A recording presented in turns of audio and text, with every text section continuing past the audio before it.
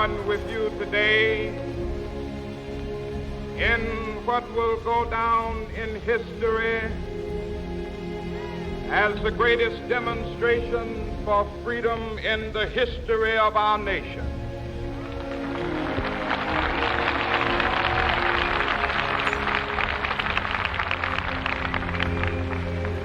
Fourscore years ago, a great American in whose symbolic shadow we stand today signed the Emancipation Proclamation. This momentous decree came as a great beacon light of hope to millions of Negro slaves who had been seared in the flames of withering injustice. It came as a joyous daybreak to end the long night of their captivity. But 100 years later, the Negro still is not free. 100 years later, the life of the Negro is still sadly crippled by the manacles of segregation and the chains of discrimination. 100 years later, the Negro lives on a lonely island of poverty in the midst of a vast ocean of material prosperity. 100 years later, the Negro is still languished in the corners of American society, finds himself in exile in his own land. So we've come here today to dramatize a shameful condition. In a sense, we've come to our nation's capital to cash a check. When the architects of our republic wrote the magnificent words of the Constitution and the Declaration of Independence, they were signing a promissory note to which every American was to fall heir. This note was a promise that all men, yes, black men as well as white men, would be guaranteed the unalienable rights of life, liberty, and the pursuit of happiness. It is obvious today that America has defaulted on this promissory note insofar as her citizens of color are concerned. Instead of honoring this sacred obligation, America has given the Negro people a bad check, a check which has come back marked insufficient funds.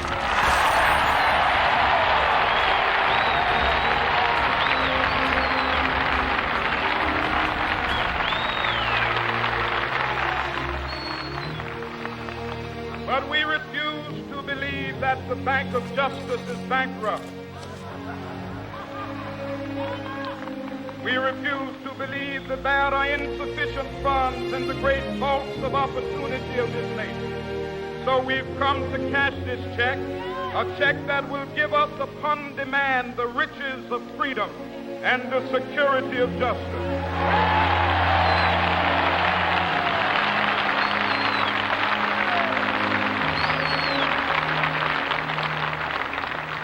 We have also come to this hallowed spot to remind America of the fierce urgency of now. This is no time to engage in the luxury of cooling off or to take the tranquilizing drug of gradualism.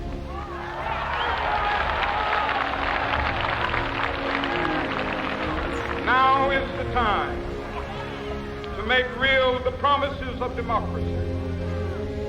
Now is the time to rise from the dark and desolate valley of segregation to the sunlit path of racial justice. Now is the time to lift our nation from the quicksands of racial injustice to the solid rock of brotherhood. Now is the time. Make justice a reality for all of God's children. It would be fatal for the nation to overlook the urgency of the moment. This sweltering summit of the Negro's legitimate discontent will not pass until there is an invigorating autumn of freedom and equality. 1963 is near. That the Negro needed to blow off steam and will now be content, will have a rude awakening if the nation returns to business as usual.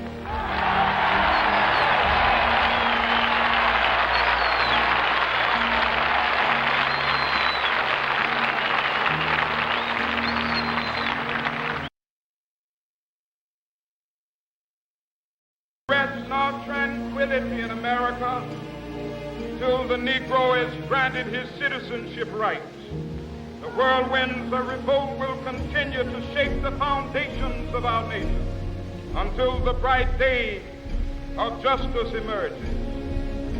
That is something that I must say to my people who stand on the warm threshold which leads into the palace of justice. In the process of gaining our rightful place, we must not be guilty of wrongful deeds. Let us not seek to satisfy our thirst for freedom by drinking from the cup of bitterness and hatred.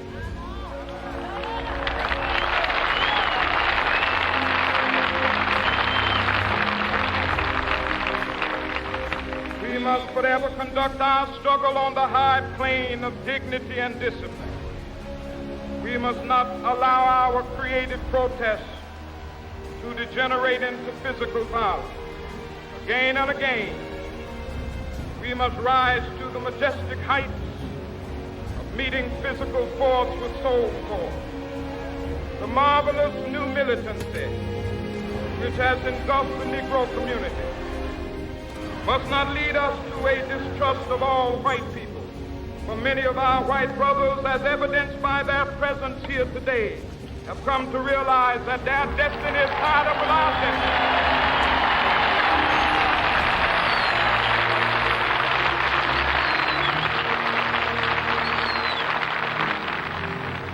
They have come to realize that their freedom is inextricably bound to our freedom.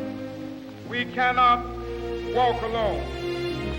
As we walk, we must make the pledge that we shall always march ahead. We cannot turn back.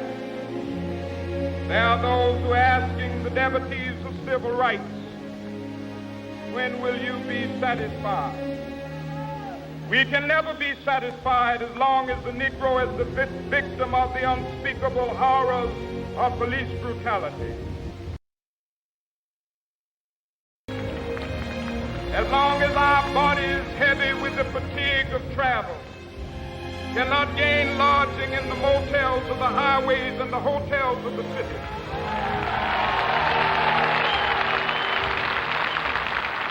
We cannot be satisfied as long as the Negro's basic mobility is from a smaller ghetto to a larger one.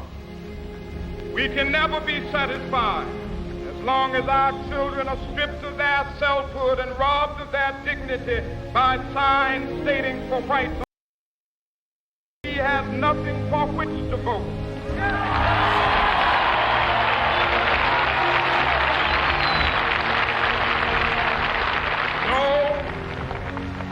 No, we are not satisfied, and we will not be satisfied until justice rolls down like waters and righteousness like a mighty stream.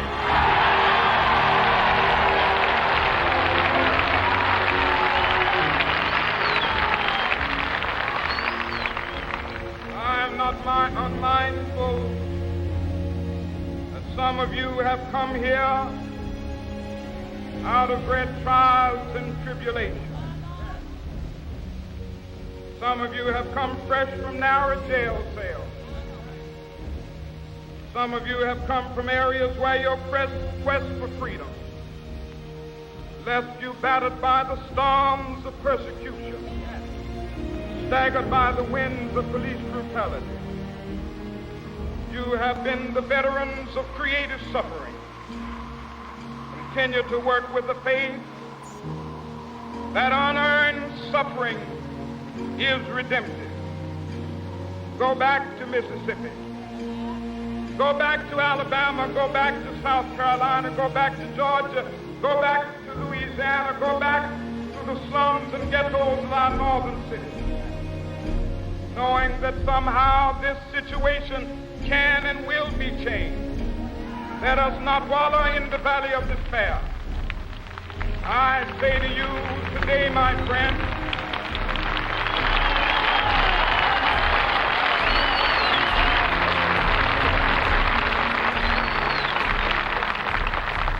so even though we face the difficulties of today and tomorrow, I still have a dream. It is a dream deeply rooted in the American dream. I have a dream that one day this nation will rise up, live out the true meaning of its creed. We hold these truths to be self-evident, that all men are created equal.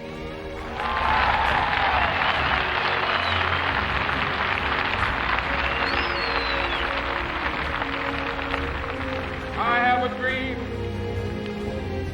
that one day on the red hills of Georgia, sons of former slaves and the sons of former slave owners will be able to sit down together at the table of brotherhood. I have a dream that one day,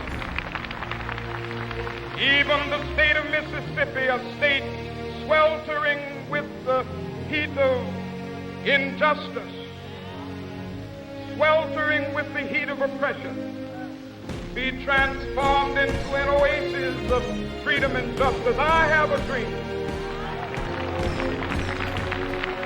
My poor little children will one day live in a nation where they will not be judged by the color of their skin, but by the content of their character. I have a dream today.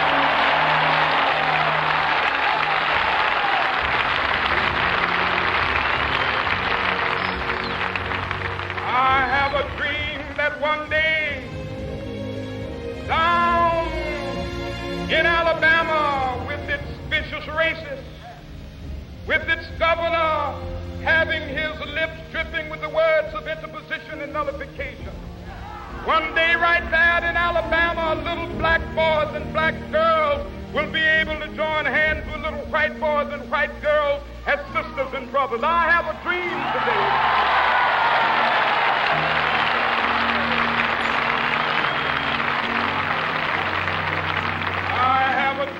That one day every valley shall be exalted, every hill and mountain shall be made low, the rough places will be made plain, and the crooked places will be made straight, and the glory of the Lord shall be revealed, and all flesh shall see it together. This is our hope. This is the faith that I go back to the South with. With this faith, we will be able to hew out of the mountain of despair a stone of hope.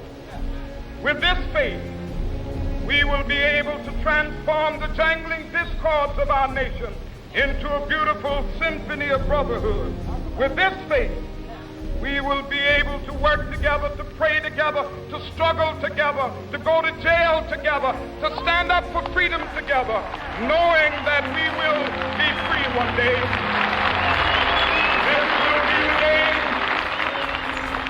This will be the day with all of God's children be able to sing with new meaning, my country, tears of thee. Sweet land of liberty, of thee I sing. Died land of the pilgrim's cry. From every mountainside, let freedom ring. And if America is to be a great nation, this must become true. So let freedom ring. From the prodigious hilltops of New Hampshire, let freedom ring. from the mighty mountains of New York. Let freedom ring from the hiking Alleghenies of Pennsylvania. Let freedom ring from the snow-capped Rockies of Colorado. Let freedom ring from the curvaceous slopes of California. But not only that, let freedom ring from Stone Mountain of Georgia. Let freedom ring from Lookout Mountain of Tennessee. Let freedom ring from every hill and molehill of Mississippi, from every mountainside. Let freedom ring when it happens. When we allow freedom ring, when we let it ring from every village and every hamlet, from every state and every city, we will be able to speed up that day when all of God's children, black men and white men, Jews and Gentiles, Protestants and Catholics, will be able to join hands and sing in the words of the old Negro spiritual, free at last, thank God Almighty, we